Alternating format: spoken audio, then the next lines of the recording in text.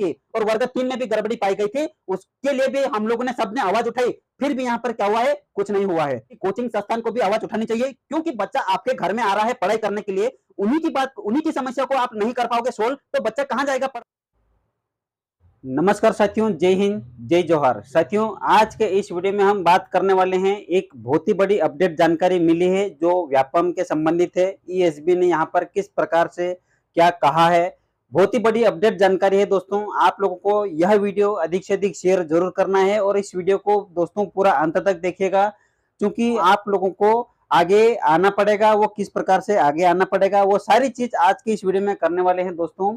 यहाँ पर हम लोग बात करेंगे ईएसबी यानी कि जो कर्मचारी चयन मंडल ने यहाँ पर कुछ अपडेट जानकारी वहां से आई है दोस्तों। बहुत ही बड़ी अपडेट जानकारी है। आप लोगों ने जैसे भी कहीं पर भी और भी कई लोग आप लोगों ने सोशल मीडिया के माध्यम से देखा ही होगा, ठीक है।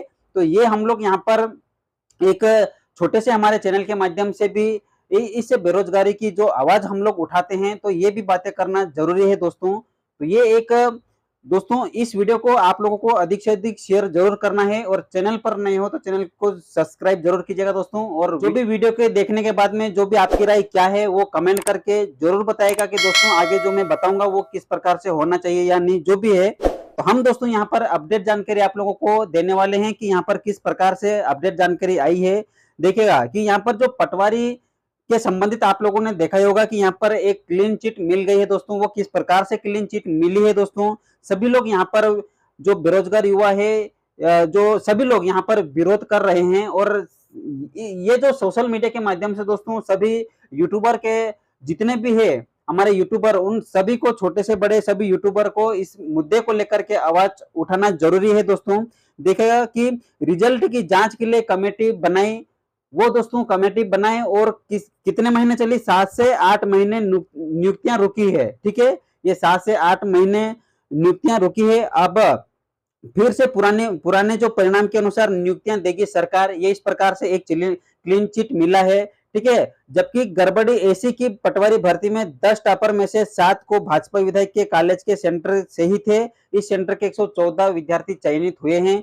इस प्रकार से दोस्तों यहाँ पर आप सभी को पता ही होगा, ठीक है। लेकिन हम लोग यहाँ पर इस वीडियो के माध्यम से आप सभी को ये बताने जा रहे हैं कि किस प्रकार से यहाँ पर क्लीन चिट मिली है।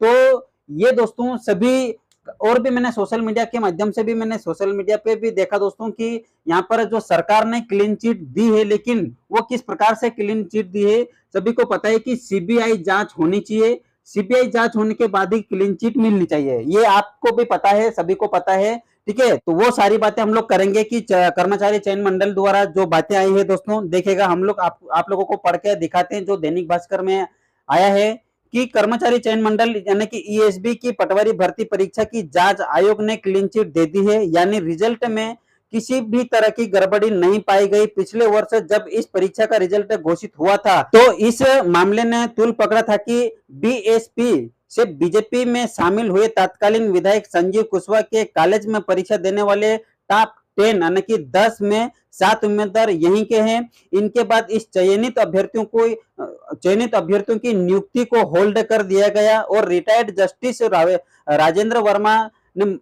वर्मा ने मामले की जांच की। यह एक सदस्यीय जांच आयोग था। जानकारी के मुताबिक इसमें बयानों का आधार बनाया गया। ये दोस्तों इस प्रकार से व्यापम यानी कि ईएसबी द्वारा बयान यहाँ पर आया है दोस्तों। आगे और देखते हैं कि किस प्रकार से यहाँ पर क्या आवाजें उठाई जा रही है विद्यार्थियों के माध्यम से। कुछ ऐसे यहाँ पर जो वीडियो हमारे साथी लोग देख रहे होंगे कि कुछ इस प्रकार से भी होंगे कि जो चयनित हुए हैं, देखिए यहाँ पर चयनित हुए हैं और जो मेहनत से पढ़ाई की दोस्तों, वो दोस्तों मेहनत से पढ़ाई की, उसके लिए तो यहाँ पर बेस्ट है, ठीक है। लेकिन दोस्तों ये आप लोगों की सोचने की बात है कि जो पैसा दे करके यानी कि 15 लाख रुपए दे करके यहाँ पर एक रिश्वत दे करके नौकरी पा रहे हैं, उनके लिए दोस्तों ये वीडियो, उनको ऐसा लगेगा कि नहीं भाई, निरस्त नहीं होनी चाहिए, जांच नहीं होनी चाहिए, सीधे इनको क्या होनी चाहिए, भर्ती मिलनी चाहिए इन लोगों को। तो कुछ लोग ऐसे सोच रहे होंगे, लेकिन यही नहीं दोस्तों, 15 लाख नहीं, कुछ ऐसे भी अभ्यर्थी होंगे कि जो और भी कुछ पैसे दिए होंगे, 5 लाख, 10 लाख, 6 लाख, 8 लाख, ऐसे अभ्यर्थी भी यहाँ पर पैसे दे करके इस जो पटवारी भर्ती में शामिल हुए होंगे, ठीक है। तो ये बात भी हम लोग आगे और करेंगे। लेकिन और भी यहाँ पर क्या क्या जो आप लोगों की बातें हैं वो हम लोग देते हैं, आप लोगों के जो सवाल है दोस्तों वो भी हम लोग आप लोगों को बताएंगे, ठीक है। हाँ, तो अभी भी दोस्तों यहाँ पर परीक्षा निरस्त करने की मांग चल रही है दोस्तों। वो किस प्रकार से देखेगा कि अभी भी परीक्षा में शामिल हुए अनेक अभ्यर्थी इसे निरस्त करने की मांग कर रहे हैं। सोशल मीडिया पर भी इसे लेकर अभियान चलाया जा रहा है। इन अभ्यर्थियों का आरोप है कि जो चयनित उम्मीदवार है और मेरिट में आए हैं वे मध्य प्रदेश के संबंधित में बेसिक सवालों के जवाब भी नहीं दे पाए थे। ये आप सभी को पता ही होगा कि ऐसे ऐसे अभ्यर्थी है कि जो पटवारी यानी कि आप सभी को पता होगा, पटवारी ही नहीं, पटवारी से जो ऊपर और हाई लेवल की जो पदे हैं उन पदों तक वो सिलेक्शन ले चुके हैं।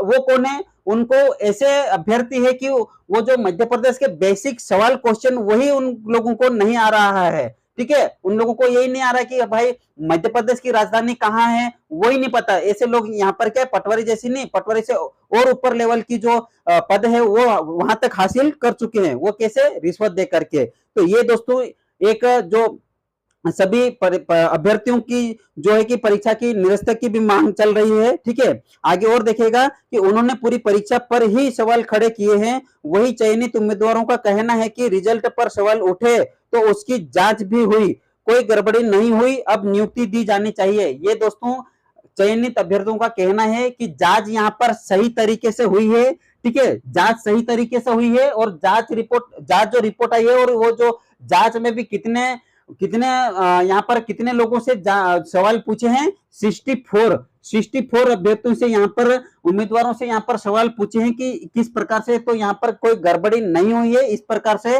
जांच रिपोर्ट ने भी 64 लोगों से पूछ करके जांच रिपोर्ट सरकार को सौंपी गई, यानी कि व्यापम को सौंपी गई है, ठीक है। तो दोस्तों ये कुछ ऐसे सवाल भी खड़े हो रहे हैं जो चयनित अभ्यर्थियों के, ठीक है। तो ये दोस्तों कहीं ना कहीं रिश्वत देकर के लगे हैं, क्योंकि यार देखिए जब इतने आप लोग पटवारी यानी कि पटवारी की एग्जाम दे रहे हैं या फिर कोई और भी एग्जाम दे रहे हैं, बेसिक सवाल मध्य प्रदेश के, तो ऐसे आजकल तो छोटे बच्चों को भी पता है, छोटे छोटे बच्चों को कि अगर मान लीजिए ऐसा भी कि भाई हमारे अभी तो नए हमारे माननीय मुख्यमंत्री डॉक्टर मोहन यादव जी बने हैं, ऐसे बहुत सारे जनता है उनको नहीं पता है उनका नाम, लेकिन जो हमारे पूर्व मुख्यमंत्री शिवराज सिंह चौहान जी, अगर उन छोटे बच्चों को भी अगर पूछेंगे कि वर्तमान मतलब कि मुख्यमंत्री कौन है, तो शिवराज सिंह चौहान यानी कि मामा, ऐसे मतलब छोटे बच्चे भी आजकल सवाल का जवाब दे देते हैं। तो ये दोस्तों जो चयनित पटवारी में जो चयन हुए हैं ऐसे ऐसे अभ्यर्थियों को मध्य प्रदेश की भोपाल नहीं पता है। क्वेश्चन जब सारे मीडिया वहां पर गई थी उनके घर पे, सभी को पता ही है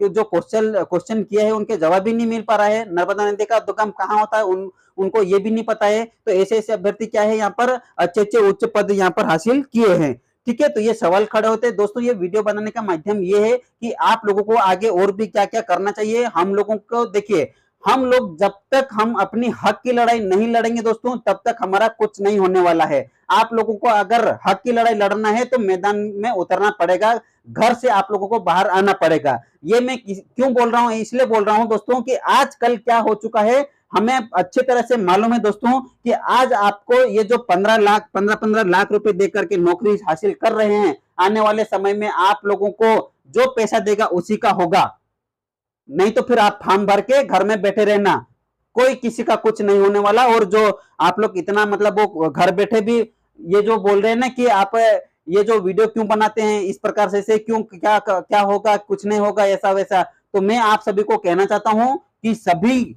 इस YouTube के माध्यम से, सभी सोशल मीडिया के माध्यम से सभी को आवाज उठाना पड़ेगा और अपने अपने हक के लिए अपने को खुद को रोड पे आना पड़ेगा, मैदान में आना पड़ेगा। क्योंकि हम लोग दोस्तों कितनी बार आंदोलन कर चुके हैं और आंदोलन में जा चुके हैं और आंदोलन हम खुद के दम पे कर चुके हैं, हमें अच्छे से मालूम है ये बात, ठीक है। इसलिए मैं आप लोगों को मैं कहना चाहूंगा दोस्तों कि इसके लिए ये जो लड़ाई लड़ने के लिए आपको खुद को आगे आना पड़ेगा। अगर नौकरी लेना है और कुछ मध्य प्रदेश के या फिर आपके लिए या फिर आपके बच्चों के लिए, बच्चों के भविष्य के लिए अगर लड़ना है तो आपको आज रोड पे उतरना पड़ेगा, ठीक है। आगे और देखिए क्या यहाँ पर दिया गया है कि 30 जनवरी को सौंपी गई रिपोर्ट, ठीक है।